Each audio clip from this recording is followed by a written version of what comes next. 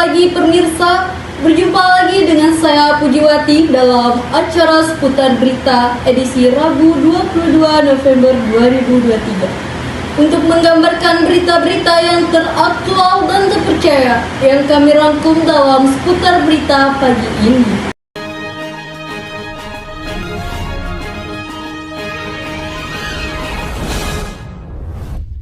Pemirsa, kasus demam berdarah atau kita sebut DBD di Kalimantan Barat kian meningkat.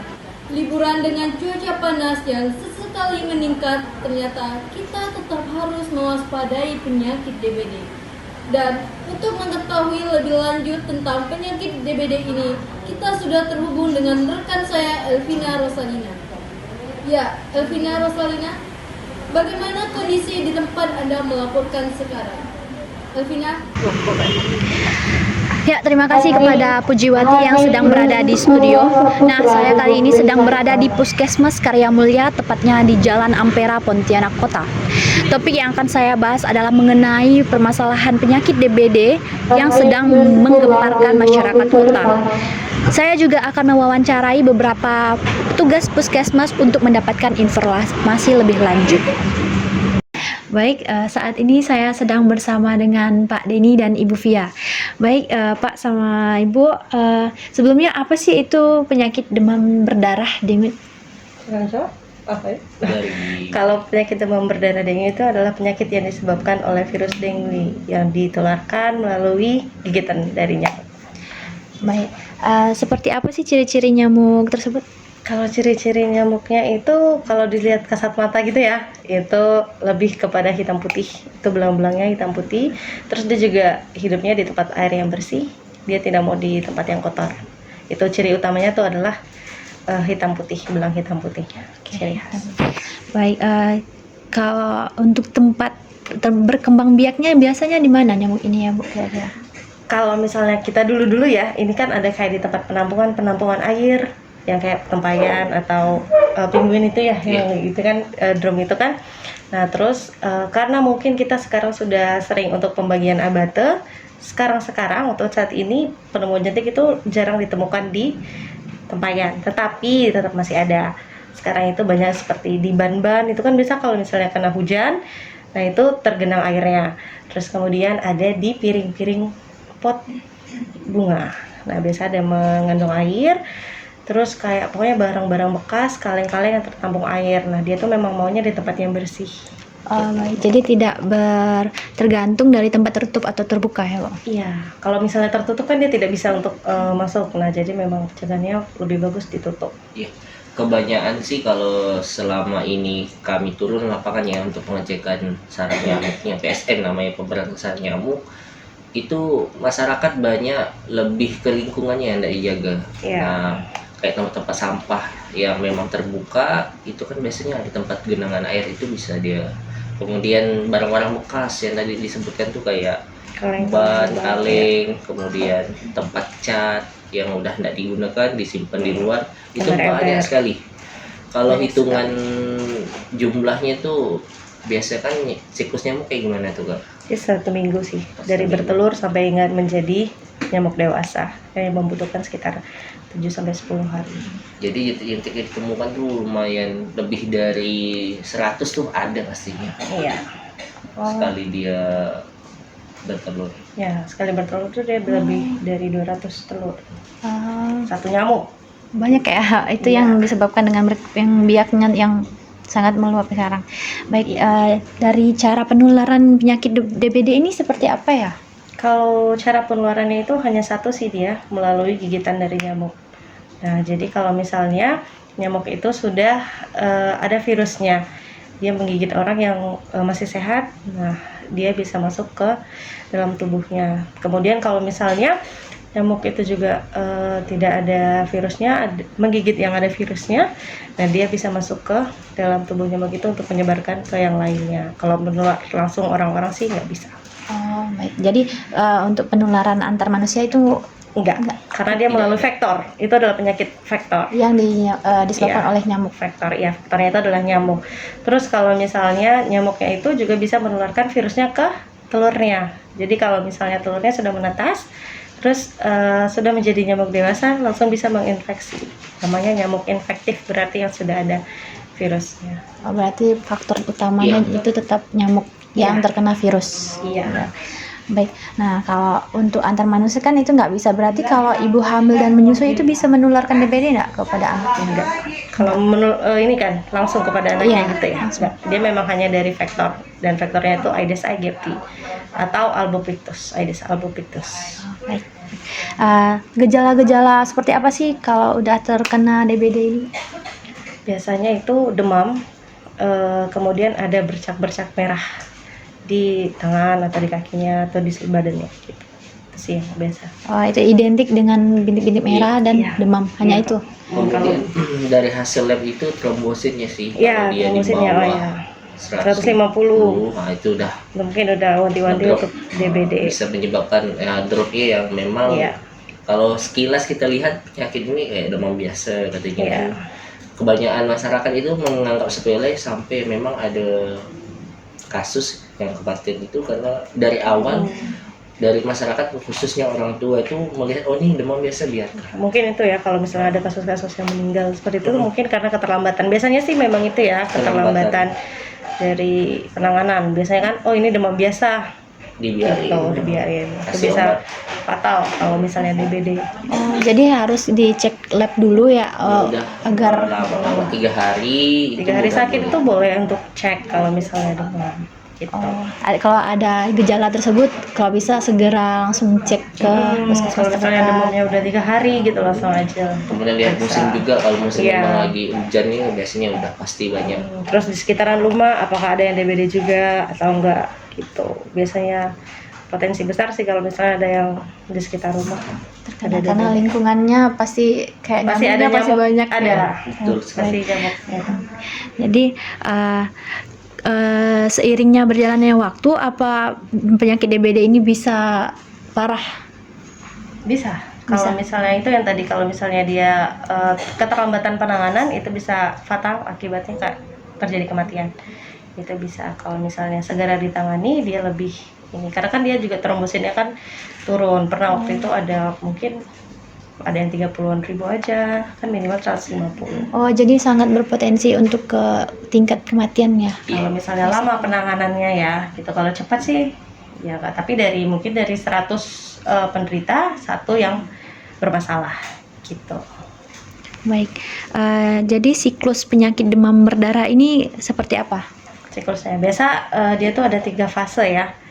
Kalau misalnya demam berdarah itu 1 hari sampai 3 hari itu biasanya dia demam tinggi.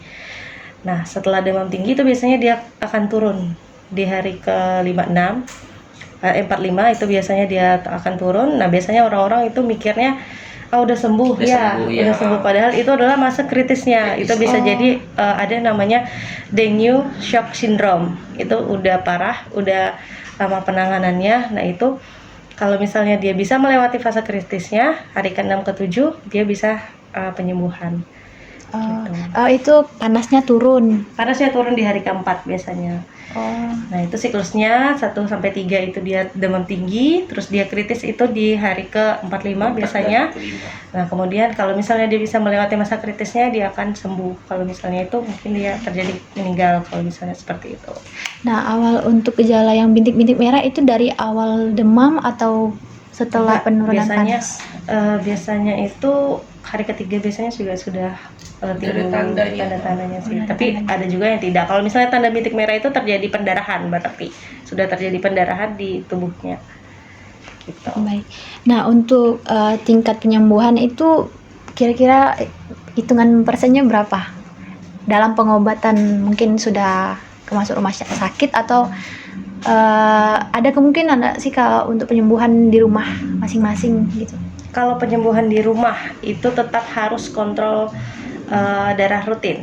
Jadi setiap hari harus bolak-balik. Kalau misalnya tidak dirawat, kita harus cek trombositnya setiap hari. Karena kan kalau misalnya di rumah sakit juga beberapa jam sekali. Kalau misalnya udah parah itu dicek trombositnya berapa. Gitu. Itu sih yang tadi yang 1 dari 100 hanya 1 yang bermasalah. Gitu. Oh, baik. Tergantung trombositnya ya berarti. Jadi kemudian kalau udah pernah ada riwayat DBD tuh apakah bisa kemungkinan untuk terinfeksi kembali? Bisa. Bisa itu Karena kan dari virus. dari Oh. Karena virus. Kalau kita misalnya sudah pernah kena virus nih, mungkin kita ada sedikit kekebalan karena kan imun kita bereaksi.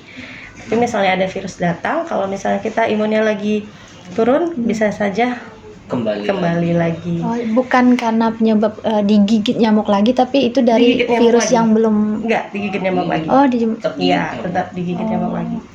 Gitu. Cuma Virusnya udah tergantung nggak ada. kondisi badannya Kondisi lagi. fit kitanya lagi kan. Misalnya kalau lagi fit, kalau misalnya kita bisa melawan virus yang datang lagi itu, berarti kan kita bisa sembuh kalau tidak ada gejala. Nah, karena kan Baik. sudah ada sistem kekebalan sendiri. Ya, baik. Berarti ini mengandalkan kekebalan tubuh Iya. individu. Tapi tetap bisa ya untuk kembali terinfeksi itu bisa. Terinfeksi. Seperti gini Mbak, analoginya kayak kita kemarin vaksinasi COVID. Nah, itu dia Membentuk tetap imun. membentuk imun. Nah, sebenarnya dari pemerintah nih sudah ada wacana imunisasi DBD, cuman untuk sementara itu di beberapa rumah sakit swasta sudah ada. Nah, itu Iya, berbayar. swasta ada. Nah, untuk pemerintah belum ada. bisa, belum ada seperti imunisasi lainnya didistribusikan dari bantuan pemerintah, belum ada. Karena bertahap, karena Bertahap, ada ya. beberapa penyakit dulu yang diprioritaskan, kemudian ada lagi gitu. Secara bertahap sih. Baik. Jadi kalau untuk vaksinasi DBD ini belum ada dibagikan secara gratis ya, Iya, berbayar. untuk puskesmas belum ada, rumah sakit Rumah negeri sakit swasta ada. belum ada, hanya di swasta. Iya. Namun ini vaksinasi ini berlaku yang sudah pernah ada riwayat atau sebelumnya pun boleh vaksin siapapun.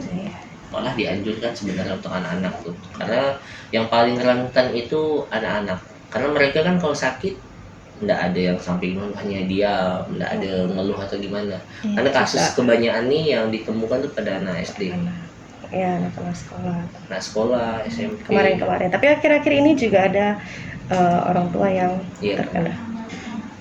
Jadi baik. Kemudian makanan yang dianjurkan dan baik untuk pasien demam berdarah itu kira-kira apa-apa saja? Untuk yang sudah terinfeksi gitu ya. Ya. Makanan bergizi sih juga kurma juga ya. Gizi seimbang. Yang untuk gizi seimbang pasti, kemudian makan makanan yang Menaikkan trombositnya.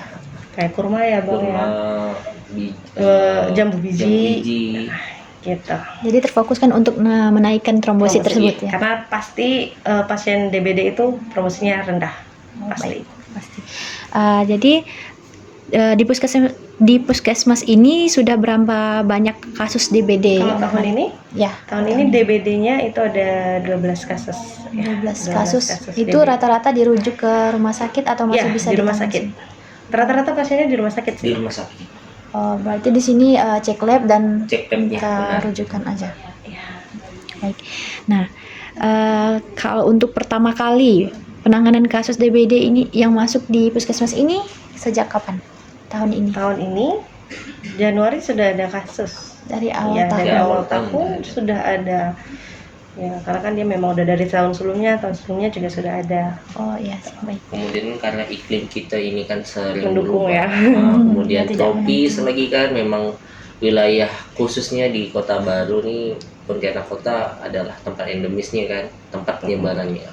Jadi disarankan untuk masyarakat tuh kalau bisa ya partisipasinya ya Menjaga lingkungannya lingkungan dijaga. sendiri-sendiri. Minimal dari kita dulu lah menjaga lingkungan kita sendiri-sendiri. Oke. Nah, itu terkait dengan solusi ya untuk pencegahan terjadinya penyakit DBD Iya, ini.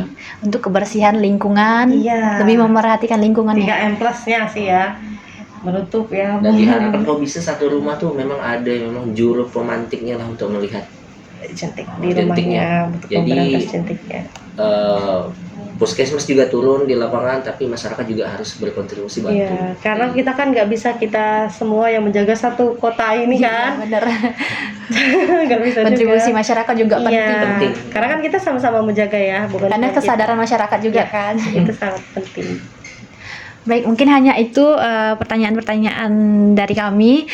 Sebelumnya mohon maaf jika ada salah-salah kata ataupun pertanyaan yang Terima kasih. membingungkan. Dan terima kasih juga atas waktu dan kesempatan yang telah diluangkan sama Ibu dan Bapak. Nah, kalau begitu saya pamit undur diri. Saya ucapkan terima kasih. Terima kasih. Nah, itulah informasi yang kami dapatkan dari petugas kesehatan di Puskesmas Karya Mulia. Hanya itu yang dapat saya sampaikan pada berita kali ini. Saya kembalikan kepada Pujiwati yang berada di studio. Ya, baik, terima kasih Alvina Rosalina untuk informasinya. Dihimbaukan kepada seluruh masyarakat untuk selalu menjaga kebersihan lingkungan agar menghindari berserakan dan berkembang biaknya nyamuk Aedes aegypti yang dapat menyebabkan penyakit DBD ini. Nah, informasi ini juga menutup sekaligus kebersamaan kita berita pada pagi hari ini. Saya Pujiwati pamit undur diri dan mewakili tim redaksi dan seluruh kerabat kerja yang bertugas mengucapkan terima kasih atas kebersamaan Anda. Saksikan atas berita selanjutnya dan sampai jumpa.